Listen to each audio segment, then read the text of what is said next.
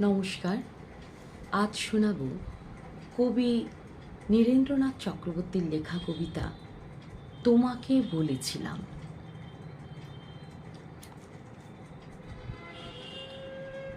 তোমাকে বলেছিলাম যত দেরিই হোক আবার আমি ফিরে আসব তল আধারি অশ্বত্থ গাছটাকে বাঁয়ে রেখে, ঝালুডাঙার বিল পেরিয়ে হলুদ ফুলের মাঠের উপর দিয়ে আবার আমি ফিরে আসব। আমি তোমাকে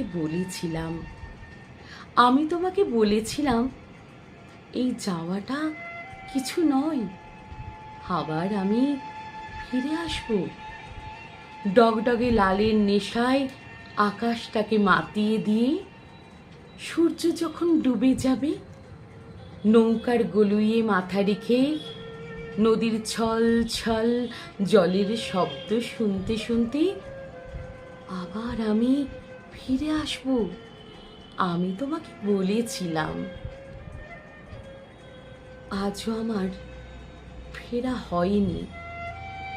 রক্তের সেই আবেগ এখন স্তিমিত হয়ে এসেছে, তবু যেন আবছা আবছা মনে পড়ে